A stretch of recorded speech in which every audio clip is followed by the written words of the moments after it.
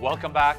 Today we're going to talk about what you actually need to do in the exam in order to get 79 plus in your reading section. What are the questions? What are the things? What are the mistakes? How much you actually have to know to pass with 79 in reading. So let's get started. So the other day we asked you guys, our viewers, what are the things that you're struggling with the most? Speaking, listening, reading, writing. So this way we can make videos for you guys that are actually helpful, that actually will help you score 79 plus in your exam. Now, we got like hundreds of votes, and as you can see here, somewhere here, you can see that most of you guys and girls struggle with the reading section. And we've been talking about this for like a long time. Reading is becoming harder. There's now like more than 1,000 questions, and you cannot just memorize. You have to actually understand some things. You have to know some grammar. You cannot just download a question bank, memorize 200 questions, and get 79 like people used to in the past. So I'm going to discuss in detail every single question in PTE that gives you marks in the reading section, how much you have to actually answer correctly in order to get your score. Let's get started. Now, what you see over here behind me is the list of all the questions in PTE that gives you marks in your reading section. And there's a lot of them that people may be taken by surprise, because if you've taken IELTS or OET or TOEFL, you only get marked in reading from reading. Whereas here, I got so many different tasks that give me marks in the reading section. For example, read aloud comes from speaking, summarize written text comes from writing, reading and writing fill in the blanks, multiple choice, multiple answer, reorder paragraphs, reading fill in the blanks, and multiple choice use single answer. These are the actual reading questions themselves. And then we got highlight correct summary and highlight incorrect words from the listening section. And actually, let me make it a little bit easier. Speaking, writing, we got reading over here, and we got listening over here. Now, this is the reason why a lot of you guys and girls, a lot of your friends and family members and acquaintances, maybe they're struggling, let's say in IELTS, to pass reading, because you actually have to have a pretty good level of English, right? And if you struggle with reading, it takes you a long time to improve your reading and comprehension. Whereas in PTE, because everything shares marks together, if I'm really bad in reading, but I work really, really hard on the other parts, and I'm dedicated and I'm committed and I do a lot of practice, I can pass reading without improving my reading itself that much. So first of all, I want to mention the questions that you should not spend a lot of time on, right? And if we look over here, multiple choice through single answer, you can get them all totally wrong. I promise you, you get these all wrong, you can still pass the test. Now, multiple choice choose multiple answer, it's going to vary in terms of the number of marks, depending on how many questions you had, right? And depending on how many options are correct as well. But in order to get enough marks in your reading, you just have to be able to get 1 out of 2 or 1 out of 3. Meaning you are not expected to get all of them correct, but you're expected to at least get 1 out of 2 or 1 out of 3. And my marker is dying, so I'll have to use another one. Now, let's look at a few places where you should not make too many mistakes. So what I mean is questions that are not necessarily difficult if you know how to do them, but you just can't afford to make a lot of mistakes. So what are those questions? Highlight incorrect words. Okay, everybody knows this question in listening. They play an audio, and every time the word in the audio is different from the text, you have to click on it and you have to select it. Now, typically in this one, you get either 4 or 5 or 6 incorrect words per question.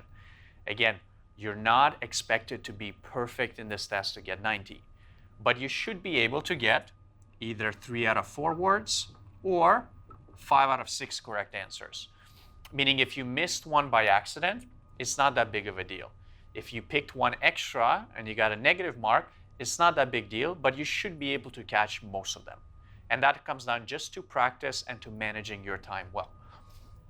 Now, I want to cover 2 questions that have really good tricks and strategies. That's something we explain to our students in the class. So from my experience, the students that we get here, they don't struggle in this question. That question being highlight correct summary and summarize written text.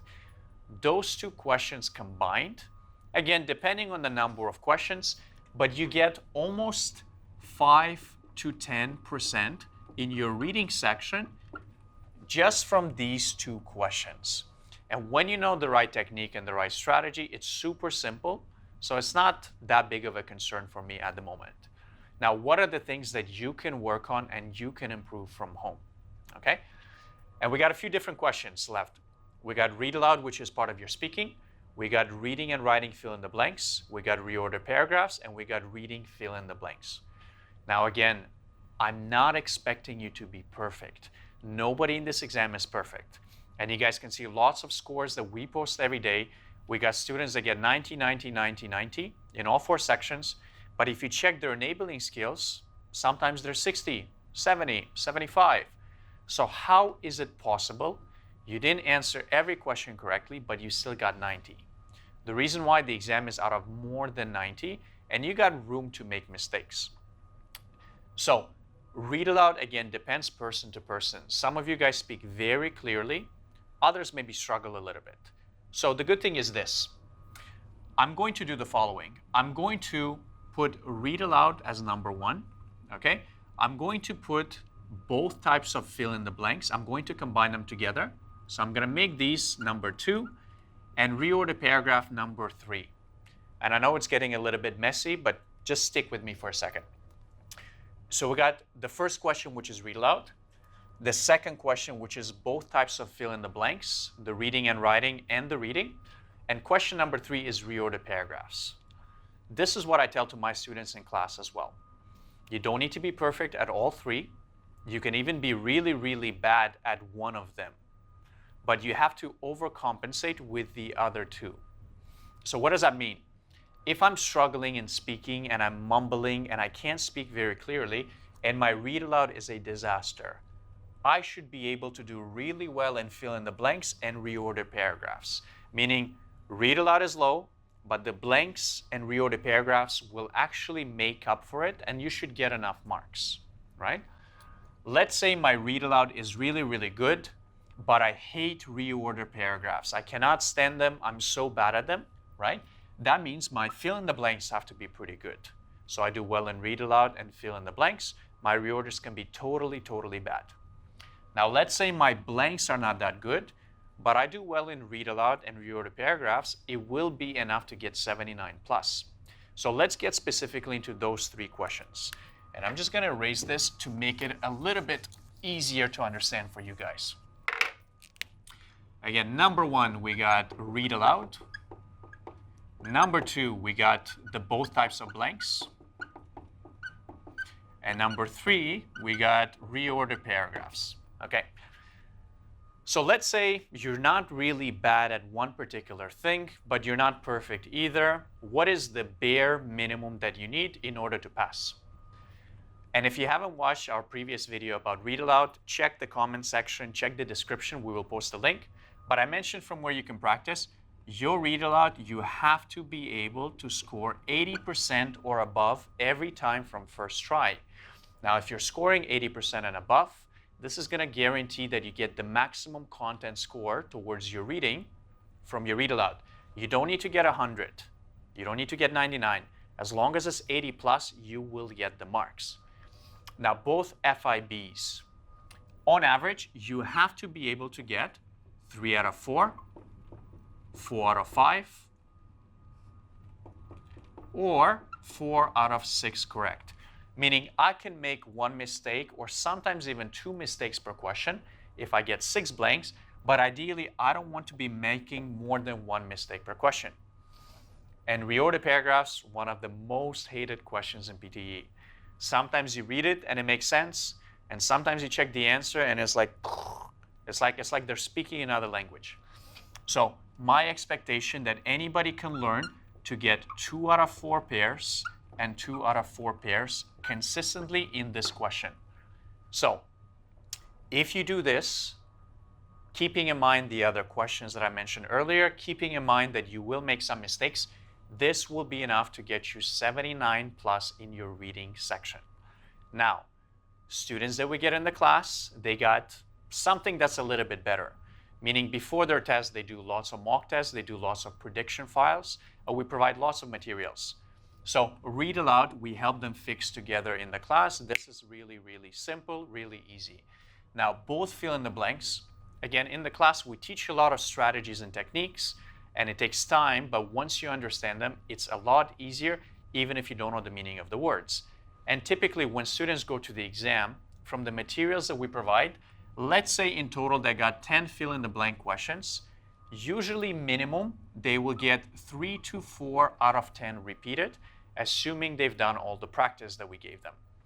If somebody has done all of the practice, and maybe more than once, they might even get 6, sometimes even 7 questions out of 10 repeated.